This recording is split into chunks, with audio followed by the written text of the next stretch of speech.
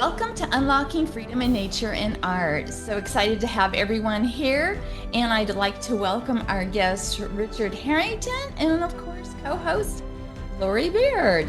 So thank you again for being here today. I'm Thank you for excited to having be me. here. Yes, I want to say something a little bit about Richard. He's a returning guest. He's been already with us, and he was born and raised in Cape Town, where he attended South African public schools. And after graduating from high school, he attended the University of Stellenbosch on a full Yeah. scholarship where he received a finance degree and investments and economics. And since then, Richard has dedicated himself to learn about financing, investments, and he's done amazing things that we're going to learn more about today in this second interview. Welcome, Richard. Yes, thank you for having me. And Richard, you're coming from Cape Town, is that correct today? Yes, it's known as the Mother City because it's the oldest city in South Africa. So I'm in my hometown. Awesome. So I'm excited because I don't think we went here that last time. Is I want to hear your story, where you grew up a little bit more and how you got to where you are, got to that whole 24-year-old millionaire. So I want to kind of hear your story, you know? Well, I was born in. No, I'm joking. From the very No, where do we beginning. pick this up? The Yes. very beginning, Genesis. In the beginning. In the very beginning I of love it. Richard. Yeah. Look, yeah, so let's pick it up in college. So I went to University of Stellenbosch. I was blessed to be accepted there on a scholarship because it's a very expensive university, and I wasn't born with money. I never came from money, so I was really blessed to get a scholarship there. And then, yeah, I studied investments and economics, and that's when I came across the works of Warren Buffett, which we can speak about later. But then I qualified with a degree, and my very first job that I received after college, I blew my first paycheck because I wasn't used to money. I had no maturity with money, no experience with money. So I blew my first paycheck, and not just the first paycheck. It was like 1.5 years. I was just blowing through money, wasting money. I just had the wrong friends and the wrong mindset. And one night I was laying in my bed, and I was what they call the dark night of the soul, and I was having the night sweats because I looked at my debt and I looked at my paycheck, and the numbers weren't adding up. So I was paying off my debt, but basically just the interest. The principal amount wasn't being reduced at all. And this debt was just piling and piling. And it was in that moment that I asked myself an empowering question. Because many times when people is in the dark night of the soul, they ask themselves a disempowering question. Why me? How could I be so dumb? Why does this have to happen now? And then they spiral lower and lower. So I ask myself an empowering question. What is the quality that's trying to be developed right now? What is the quality that's trying to be developed right now? And what came to me was patience, because I was in debt because I was a compulsive spender. I wanted things and I wanted it now. I wanted it yesterday. I was a compulsive spender. So what was what was wanting to be developed is patience. And we know that diamond is formed under pressure. Diamonds formed in the rough. And how And old then were I you went when on a you were journey. thinking this? Sorry? I said, how old were you when you were going through this in your I was mind? about 20, 22 years old. And then I realized that I have habits that need to be broken, mindsets that need to be broken, because wealthy people are wealthy because of wealthy mindset, wealthy habits. Because I tell people now, you don't have a money problem, you have a wisdom problem. Yeah, So, mindset so problem. that's where I was. I had a degree in finance, but I couldn't budget. I understood the numbers, but I was in debt. And I couldn't tell my parents because I was embarrassed. I'm a firstborn, I'm the first kid with a degree, and I'm the one that's in debt and broke. So there's a lot of shame there. And I couldn't also tell my friends because my friends was also in debt. So it would have been the blind leading the blind. So I knew I needed to make a clean break. So I lost all of my friends because I was no longer on the party scene, no longer buying the rounds and paying the tabs and living the vida loca. So I lost a lot of them because I wasn't showing up. But that was a good thing because they were part of the problem holding me back. And the friends I met in that dip is the friends I have today. And I met my wife in that time. And actually, on January 1st, we're celebrating 10 years of being married. Congrats. Awesome. Congratulations. Congratulations. That's amazing. Well, your I wife's can't believe it beautiful, flew. so Yeah, they say it's a good thing. I mean, if time flies, it's a good thing. So the Yeah. 10 years feels like 10 months. I can't believe it's a decade, but yeah, but one thing happened when I changed my mindset and habits and friends, I managed to wipe off all my debt, right? It was a period of 1 year, never went out. Um, and then I was riding home from work and I saw this beggar at the traffic light. And the thought hit me. It was a thought, but I know it's wisdom now that this beggar is also debt free. Because up until that moment, I thought, I'm the man, I made it, wiped out all my debt, can't touch this. I'm debt free. But so is the beggar. He's also debt free. There's another level. There's debt freedom, then there's financial freedom. Yeah. So I went on another journey to research about assets. And this was a game changer because I thought assets was the big house, the big car, but that's not assets, that's liabilities. Assets is something you can't really flash. It's not about status, it's not about showing off. And so I researched which is the highest ROI out of all the asset classes, and it was the stock market. And I started investing consistently month after month. Long story short, after 3.5 years, the returns on my stock portfolio matched my paycheck as a financial analyst. So I quit my job. Yay. I was living off my stocks at the age of 24, technically retired. Wonderful, So wonderful. Richard, there's like a lot here that you already told us in your story. The wisdom that we need and how you learned patience. Patience definitely is a virtue. In other words, I call it also like slow and steady wins the race. Like as long as we're consistent and we want to do and reach our goals and stay there, it doesn't matter the speed as long as we get there to the destination with that same motivation and intention. And also, I know many people feel like you, and I like your determination to own up to what you were doing wrong. And shame, as long as we don't dwell on it, shame can be a good thing that yeah, we feel because it helps us realize there has to be change, right? yeah, Shame hopefully leads us to change if we feel it yeah, enough to say, this is enough. I don't want to be in yeah, this same situation, in this state of being.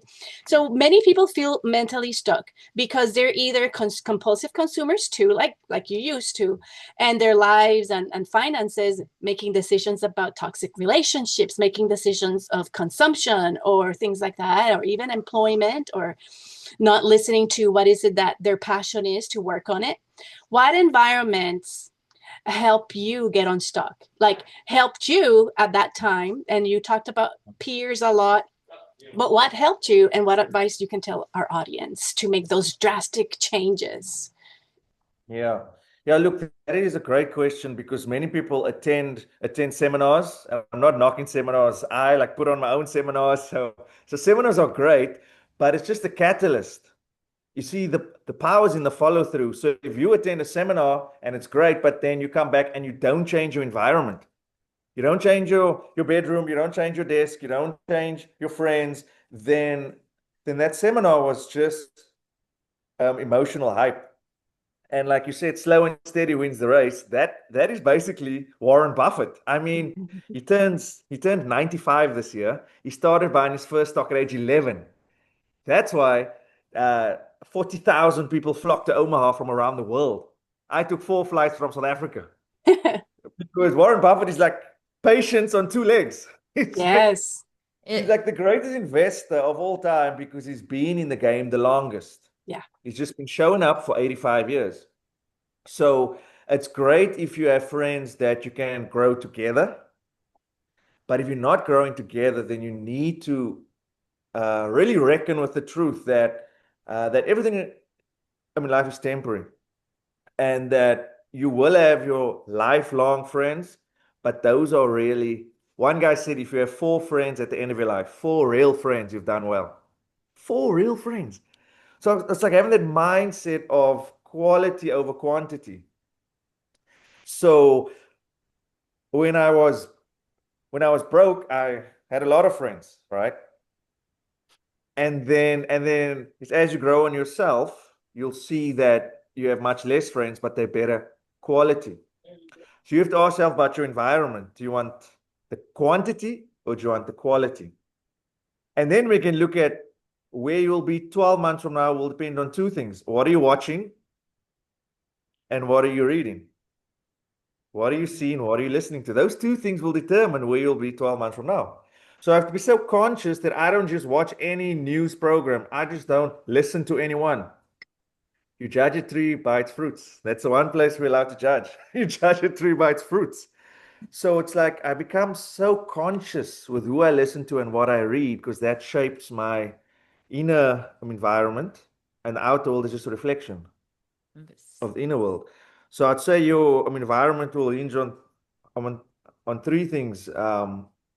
What are you consuming? What are you reading? Who are you listening to? And who are you hanging out with? It's so, so true, you know, and people don't realize how much it affects you as a person and then all the people that are around you, you know. So if you don't get out, it's kind of like when you were talking about action.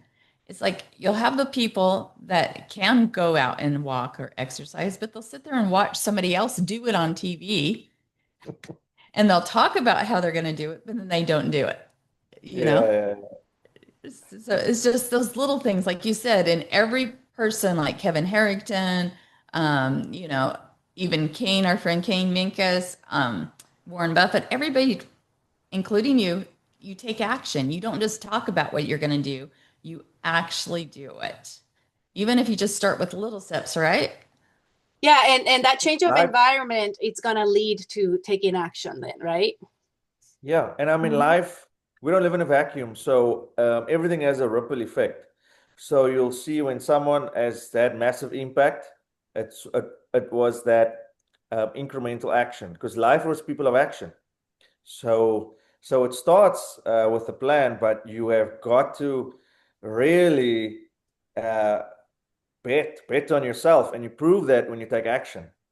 And that's the only way you learn because I tell people that wealth and investments, it's not a concept, right? It's a practice. So the only way you learn is when you actually prove these concepts in the marketplace and in reality. It has to be tested because then you get valuable data that you can learn from. So life definitely rewards people that take action. Yeah. So what do you do for fun, for free time to help with any stress or anything like that? Well, I love to travel. So, like I mentioned earlier, I just got back from Morocco. So we did like a 2 week, it was a literally road trip through Morocco. We went to like four or five cities in Morocco. And it was just an amazing experience. And there's one point. So for those of you that don't know, Morocco is like on the northernmost tip of Africa, and I'm from South Africa, from Cape Town, so it's literally south meeting north. But there's a place in Morocco where you can literally see Spain. You can see Oh, the mountains wow. and buildings of Spain. So it's really unreal. And we were riding camels in the Sahara Desert. And so I love to travel. That is my biggest, not my biggest value, but it's up there. And it all started in COVID actually, because we left South Africa for 3 month vacation in Bali, and then lockdown happened, and we ended up staying almost 2 years in Bali. So they tried Wow. to lock us down, but it broke something in me to be a travel bug.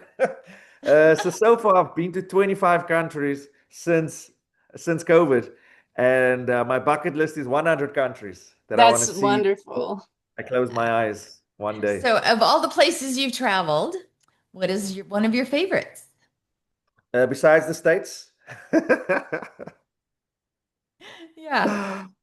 Yeah, I Obviously, like Bali is a special place because that's where I really found my identity when you strip away all the labels. So Bali is a special place for that.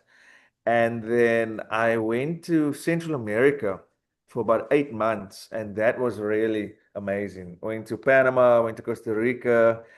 We hiked an active volcano in Guatemala, Mhm. and people like roasting marshmallows and cooking pizzas on a volcano. Hey, So, that's fun. I mean, I remember first time I went to Hawaii, we hiked and went because friends of ours lived over there, so they took us, and it wasn't gated off at that time, and you had to watch where you stepped in and stuff so you didn't fall in a lava tube, and I remember, we don't but want that. it was a fun experience, Yeah, you know. Richard, I have a question in yeah, regards, we're all about nature and the outdoors, and congratulations for making that a priority. You said it's like high up there. I get it. yeah, Traveling and getting to know, it just expands our mind. And then it brings us so much wisdom. Many people that don't like our country or are not satisfied, they haven't even gotten out of their city, not nor even state. And that's why they have some kind of like a closed mind. And I think traveling just gives us new perspectives on people and culture. And I'm sure, well, in my case, it's just given me the perspective, like everybody's like wants goodness, everybody wants peace, everybody wants to yeah, also prosper, and with yeah, their resources, it's just amazing what they do in Peru in the mountains with yeah. yarn from the sheep and things like that. And you have built this global life around freedom and mobility, right? So in your journey, how being around all this beauty in nature have helped you think clearly or make life-changing or business decisions or Mm. reset your mind? What role has nature played, all this traveling and nature played in your life? Oh, that's a great question. That is a great question. You know what? Hey, I don't know where to start, but I'll start with presence. When you travel, it actually forces you to be more present. Like just Love practically, it. you have to be so aware of your new surrounding.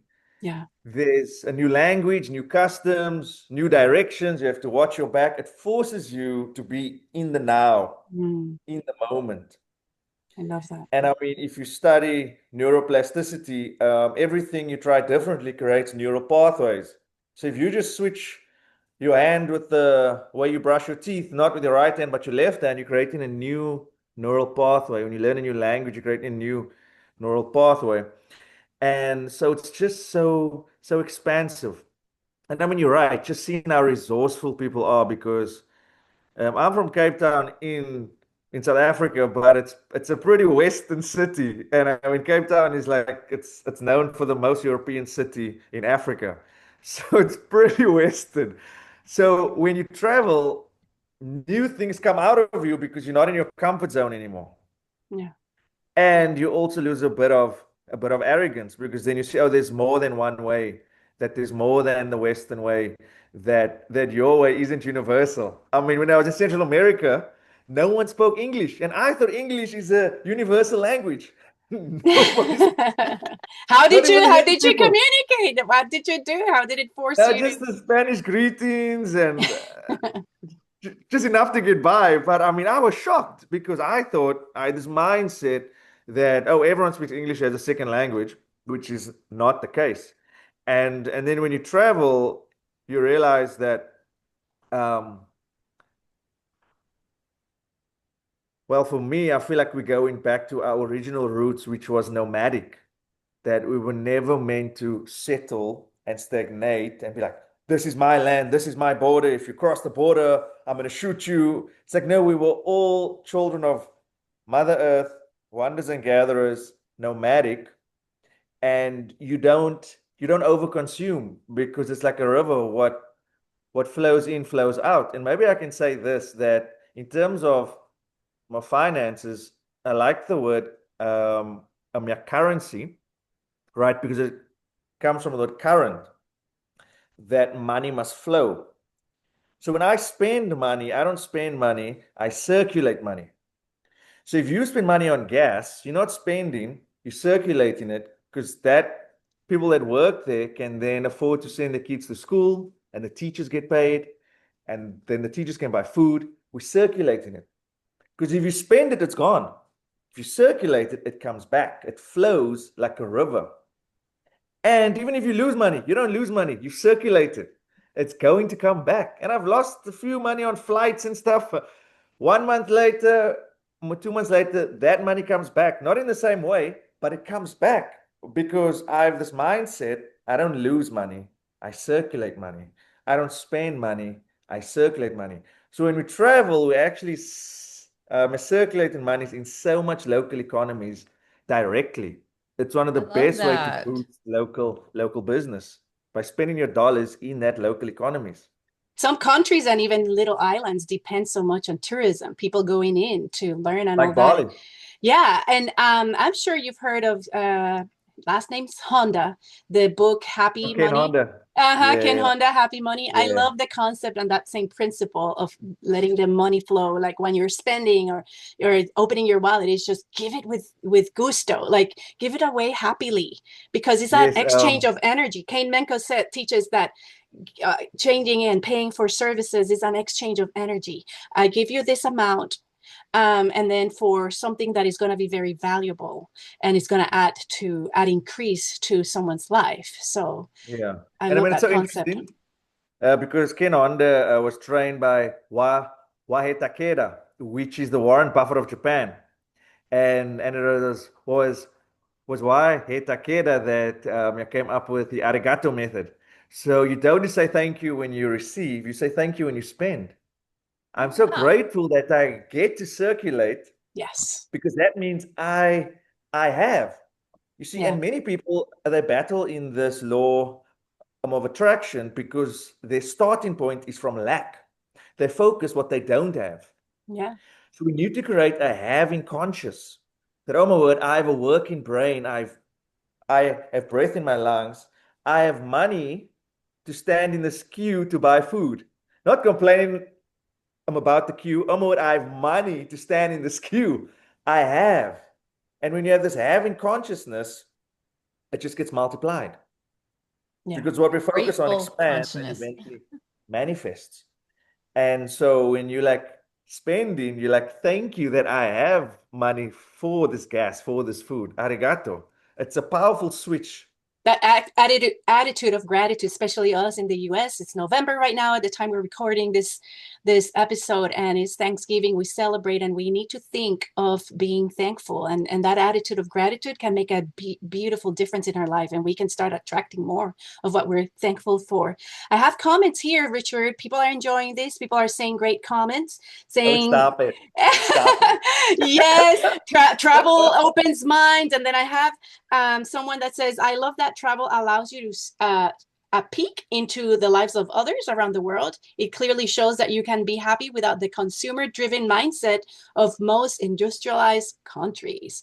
And with that said, also, Richard, in nature, do you see some laws of nature? I think of the scripture passage, the verse in the Bible that says something like, even the birds, and look at the lilies. You know, I provide water, I provide food for the birds. Like, do you see certain laws in nature that you have also understand about life, like thinking with that abundance mindset? Is there anything in nature that is helped you realize and have an aha moment of how life and the laws in finances also work? Yeah, I love that lily of the field consciousness. I tell people that Jesus was a hippie. He was the original hippie. He was. And it's just like when you start a business, many people say, I don't have resources. But when you travel, you see it's not about resources, it's about being resourceful. It's having that resourceful mindset. And I feel like in less developed countries, people are more connected to community. So it's like if we want this community to be sustainable, we need to respect nature because that's our home. That is literally the source. So it's like if you protect the tree and value the tree, you can pull off as many apples as you want to. Mm-hmm. The tree's still going to produce apples. Yes. Abundance is still a law, but we need to be good stewards of what we've been given so we can multiply it Mm. um, Exactly. And I had somebody, it was funny, somebody said we need to cut all the forests down so we have no forest fires, right? Clear cut. And I'm like, but then you won't have any forest, so that does not make sense, you know? Um, yeah, it's like we you have need to the take source. care of our trees.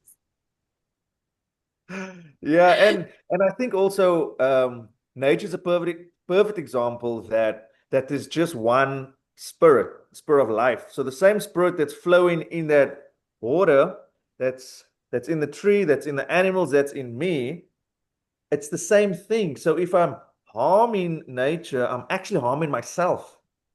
If I'm harming animals, I'm actually harming myself because we're all connected. So it Yeah. so it gives you that realization, oh my word, nature's alive. Mother Earth is alive. Gaia is alive. I mean, if you look at the actual planet, whether you believe it's flat or round, we won't get into that. But I mean, actual planet, it is vibrating at a much higher frequency than it was 365 years ago. So the planet itself is progressing. Nature is is progressing. And when there's all these new things and people's like, no, I don't want that. I don't want to do that. You're causing your own tension because you're resisting Right. progress. You're resisting change. When you Yes. realize change is normal, the only constant is change. When you accept change, then you come in alignment with the progressive energy of the universe. You know Um, what it reminds me, Richard, is I don't know if you've been out in along the shorelines here at Lake Ponderay, and I'm sure it's other places.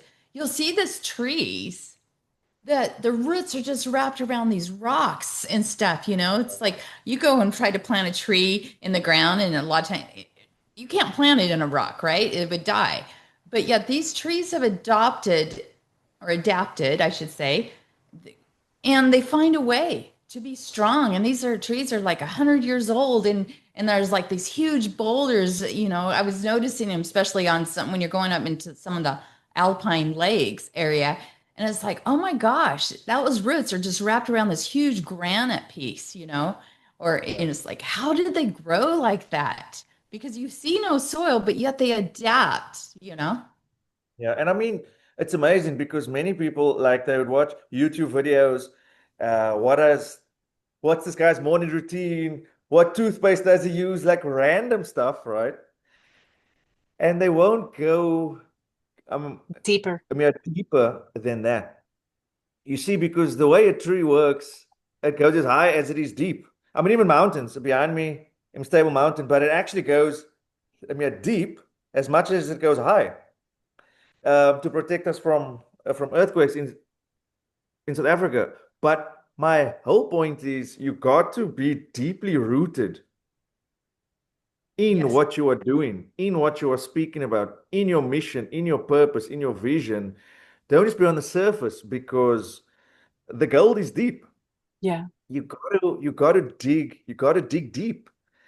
And I mean, if you look at Warren Buffett, I read his annual letters for the past decade. I'm now like going back 20 years. I've read nine books about his life. Um, I've been to Omaha twice now to learn from him directly. And Did I you was in the actually room get to when he meet him? announced his retirement. Did you get to meet him in Well, there person? was no, there was 40,000 people there, so that was not possible. But I was in the room when he announced his retirement. And I mean, that feeling, that memory, you can't buy that. That's what I love to travel because it's not about consuming stuff or material things. It's about the memories, the stories. One day when I'm on my rocking chair on my porch at the age of 90, 100, I'm going to have a lot of stories and memories. Yeah, we want to live Well, life with no regrets, and that I Yeah. always mention the book, no, Five Regrets of the Dying, is like not living the life they wanted by design, just living according to what other wanted for them. And I love Tammy's comment on nature and the trees because nature really teaches us about resiliency, about cycles and growth and rest, and how after a storm it just restores itself with some help sometimes. But I have a question here from Sandra Crook. She says, "How do we build that resourceful mindset mindset, especially when it comes to business? And what should our focus be? Creativity, money, happiness, or contentment? Good luck. Um, So I I'm need all of the very above. I'm okay. all of the above. You know what? I would start with identity. What do you identify with? I Do love you that. identify with the macro or the inner world? Because to build wealth, you need to know you're not a victim of the current economy. You create your own economy. So you identify yourself as a creator. So I was in debt because I identified myself as a consumer. But the rich get richer because they create everything for the 99% to consume. The top 1% get richer and richer. So, so, so yes, I had to shift. I don't identify myself as a consumer. It's obviously there's stuff we need in the Western world, but that's not my identity. I don't have to chase the latest of the latest, the best of the best, because I'm not identifying myself as a consumer. I am identifying myself as a creator. Now, you have to know what you are made up with because your business is a reflection of you. So I know that I'm not my body. I just use my body. I'm not my mind. I just use my mind. I'm spirit. That's my core, right? And that spirit ain't broke. That spirit is abundant. So Yes. I bring the business out of me. I'm not looking to attract stuff from the outside in. No, no, no. You have a dependency issue. You bring life out of you. You bring your business out of you. You you show up in meetings. What can I bring? What can I add? So I tell people, bring the joy, bring the love, bring the skills, but see yourself as a bringer, I right? And not love a take. that. So I am a go-giver, not a go-getter. I am here to give. When I show up, wealth shows up. When I show up, joy shows up. When I show up, love shows up. And then whoever adds to you, it's a bonus. But you're not looking, oh, I need that, I need to get that, because then you're starting from a place of lack. So you identify yourself as spirit that uses a mind that lives in the body. So you're not limiting yourself. And then you're creating your own economy. So when people says, oh, have you heard it's a recession? Oh, I choose not to participate. You can own that. You can claim that. But as for me, I am blessed. That's my identity. And we've heard it before. What you put after the words I am is what you create. So I am health. I am wealth. I am love. And that's what you create. And then you could put on the caveat, I have so much. Yeah. I have so much to give. I have so much to share. And that's a very powerful mode to go into life and into business that you are tapping into such a rich reservoir and She you get to she throw it out. she's happy. She's happy with the answer. She says, I love that. And it also helps me think of an amazing movie that's out there. It's from India. I love some Indian movies from Bollywood. They teach us about societal issues that are happening there or in any society. And it's just funny, a funny version, a funny way to see life in a very entertaining way. And this specific movie, there's a quote that says, follow your excellence and success will chase you. We see in a lot of entrepreneurs that they do the opposite. They want to Yeah. chase that success, whatever success means for them, whether that's more followers online or a certain amount of money or things like that. And success is not should not be a destination. And I know it means something different for everyone, but what do you have to say about that? Follow your excellence and success will chase you instead. Yeah, so I define success in two ways. So success with a small s is individual success, and then success with a capital S is success for the collective. So it's not right or wrong. You have to start with individual success because you can't give out of a cup that's empty. So I must be wealthy and healthy so I can live my purpose. If I'm on a sick bed and I'm broke, I can't help anyone. Yeah. So you have to Right. take care of the body temple. You have to stabilize your finances. You have to get success with a small s. But if your success doesn't spill over, that's not real success. Real success always spills over in the community, in the country, in the world. That is real success, success for the collective. And that's a feminine energy, success for the collective. Success for the smallest, that's a masculine energy. This is not gender, it's energy. So we all have a bit of that.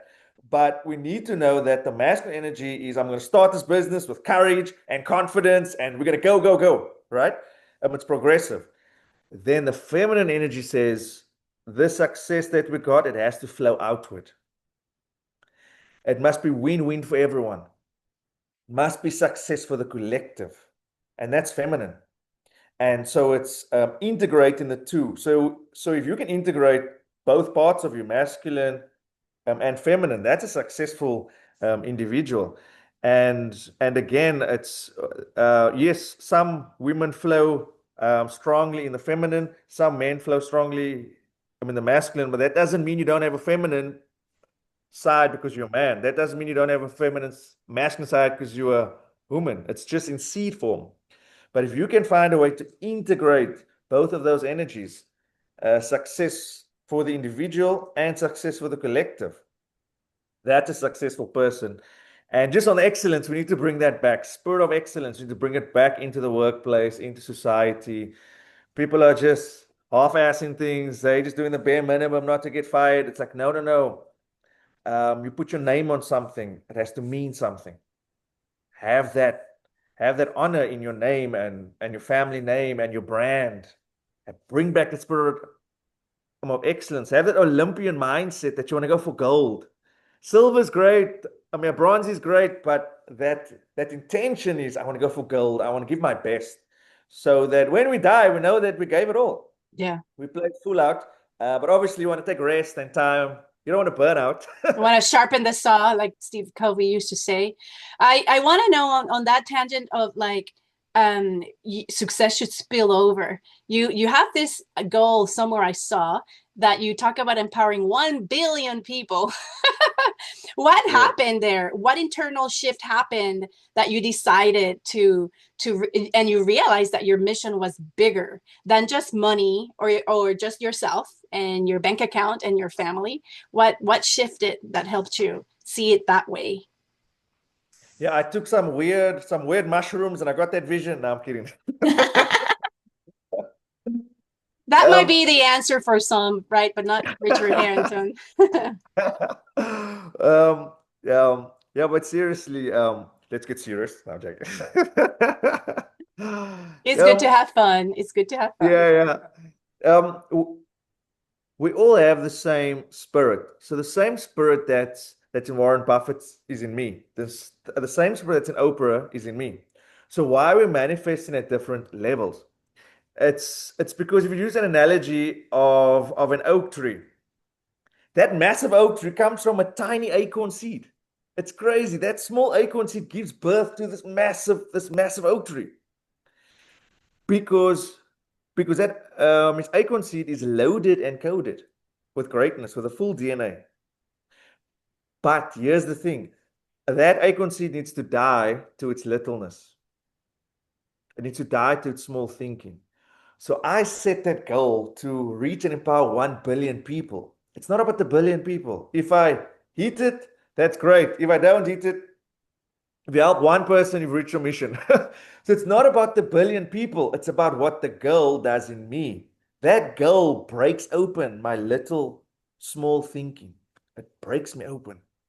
So I tell people the cure, so the antidote to small thinking or unworthiness, set a big audacious goal. So that's why I said I don't want to reach just 1 million. I want to reach 1 billion because what it does in me, it breaks me open. Your goals have to break you open. If it doesn't break you open, it's not big enough or it's not for you. That's someone else's goals. An authentic goal will scare you and break you open. So mine's 1 billion people. If yours is to give 1 billion kids laptops, that's great. You want to give 1 billion people food, that's great. But make it big. Make it big, audacious goal so we can break open. That is a huge goal. So, and yeah, I love that. The bigger it is, it makes you work harder at it, right? Yeah. So, but it's like I have always found when I'm giving or serving or doing something for others, it's pretty soon it just comes so natural to where, it's like people like, well, what could I do today to help somebody? It's just like focus on doing one kind thing to help someone daily. Yeah. and don't even, and pretty soon you're helping everybody. And then that person goes and takes it and helps somebody else, as I think the one quote I shared the other day was do one act of kindness each day, and just doing those kind of things, like you said, helping others out, it overflows. And when we serve others, we get back ourselves like an extra energy to help us go even further Because we're to all make your connected. 1 billion, right? Yeah, we're all connected. So you can't help someone and not feel good. People say, "Oh, you're just selfish because you want to feel good." You cannot separate it. If you help someone, you feel good because it's like you're helping yourself because that person is just an extension of you. It's like you Yes. my arm, you my leg. If I harm you, I'm actually harming my own arm, harming my own leg. That's how connected we are. In South Africa, there's a Zulu saying called Ubuntu, and Ubuntu means I am because you are. It's the oneness. Wow. I'm happy because you're happy. I'm sad because you're sad. We're so connected. Ubuntu. It's a great Zulu word. What a great concept. We have like a little pop quiz here for you, Richard. Pop quiz. One habit that creates freedom. What would that be? One habit that creates freedom, whether that's mental freedom, financial freedom. One habit. Not to be boring, but I'll say yeah, discipline. Because the more like disciplined you are, the more free your life will be. Yeah. Because I was like disciplined to spending less and buying more stocks. I was like disciplined in that, and now I'm financially free. Hmm. So like if you could just find one thing and just stick with it. We know people say it's like 21 days to break a habit. University of London says it's 66 days. Whatever it is, don't don't quit it before you see the fruits. You're so close. Yeah. Become disciplined in just one thing, and it does so much for your self-esteem as well. You're like, whether I made money or not, I finished what I started. It just makes you feel really good about yourself.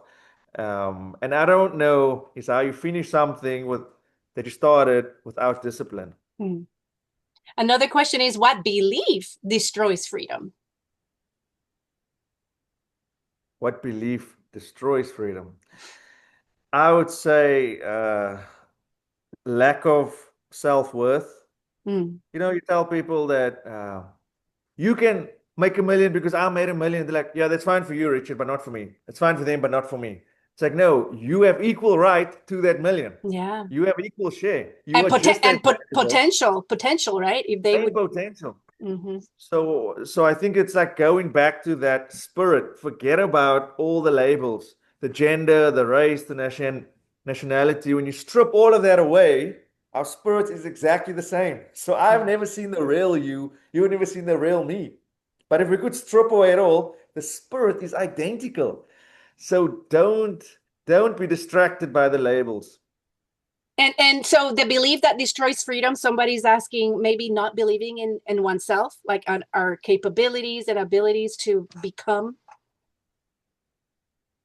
Or like you don't feel that you have what it takes. So like Les Mm. Brown, you guys remember him from Yeah. Arizona. Yeah. He says one of the easiest things he did was to make his first million. One of the hardest things he did was to believe that he could do it.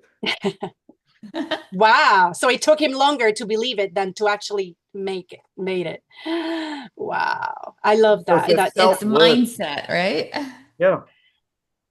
yeah. And someone's asking also in the group if you have a book, if you've written a book.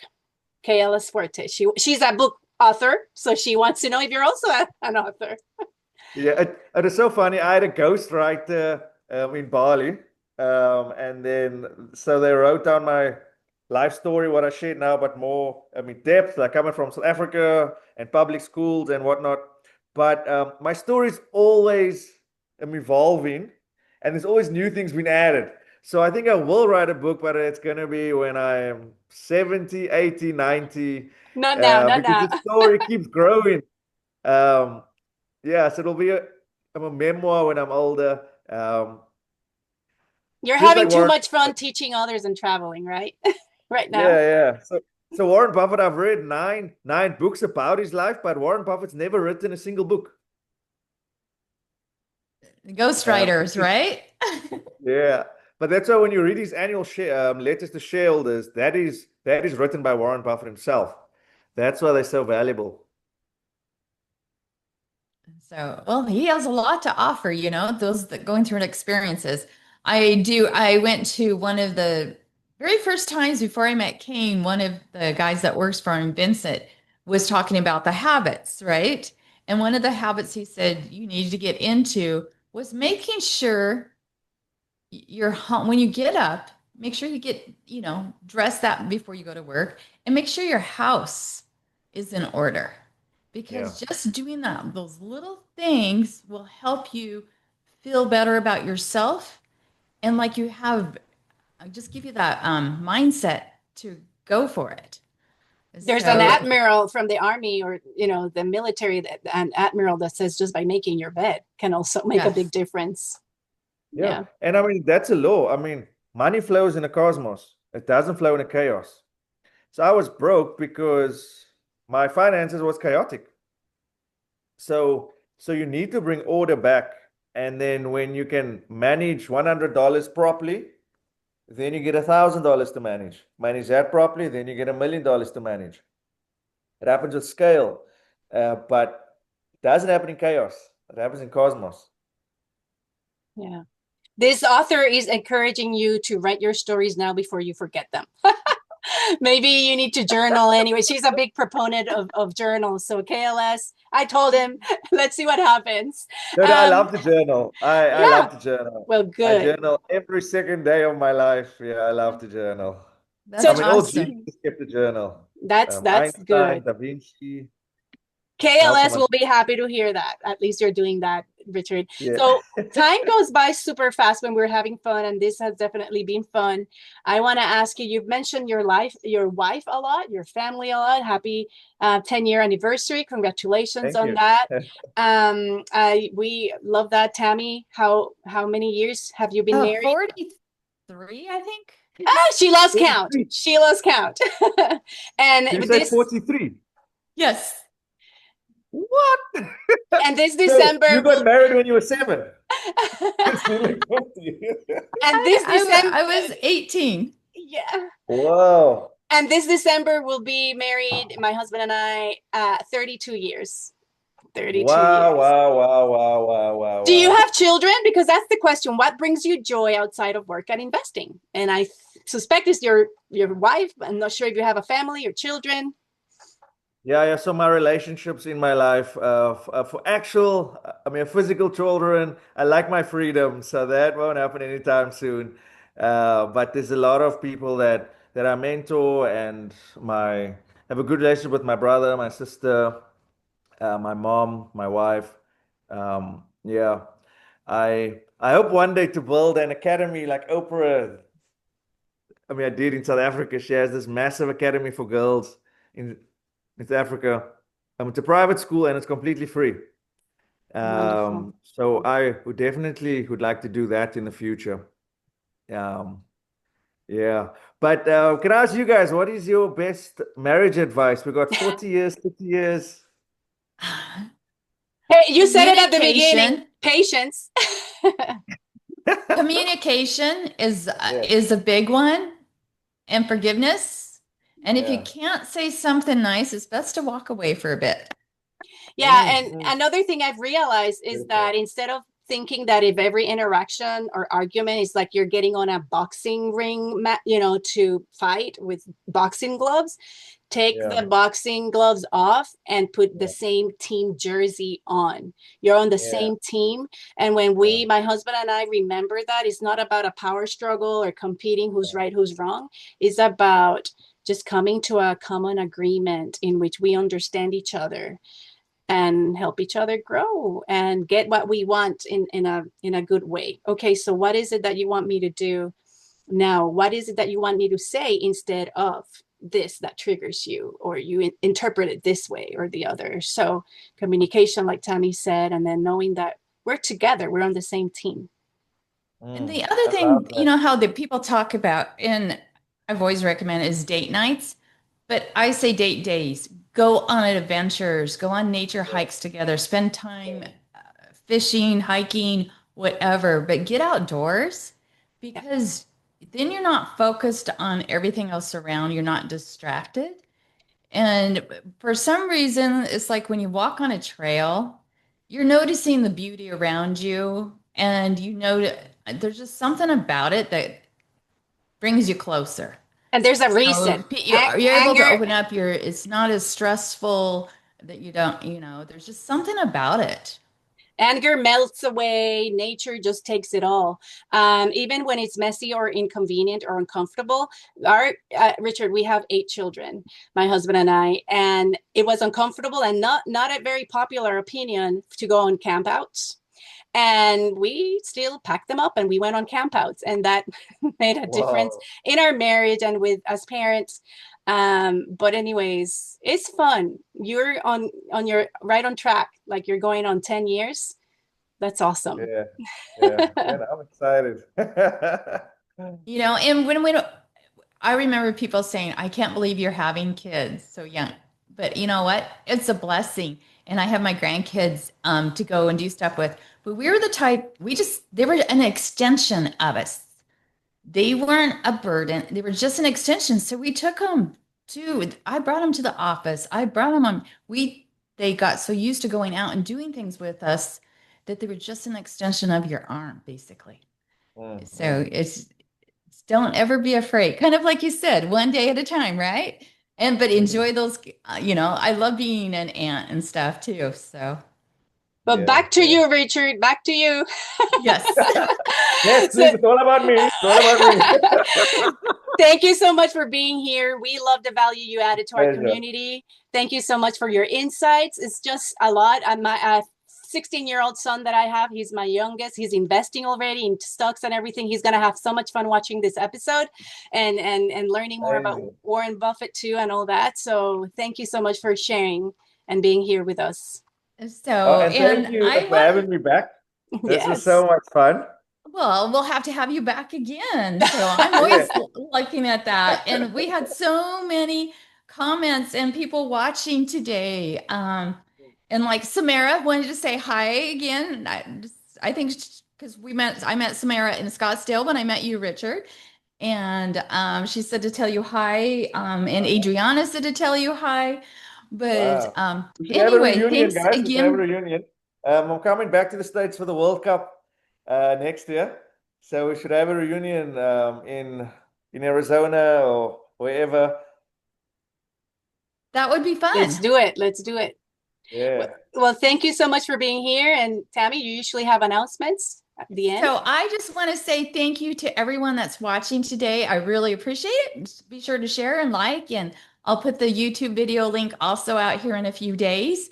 But thanks again, Richard, for taking the time to be here with us and sharing all those wisdom and just having fun. So as you can see, Richard is a lot of fun. That's why I shared the video of him earlier that I captured when we were backstage in Video. Scottsdale. What video is this?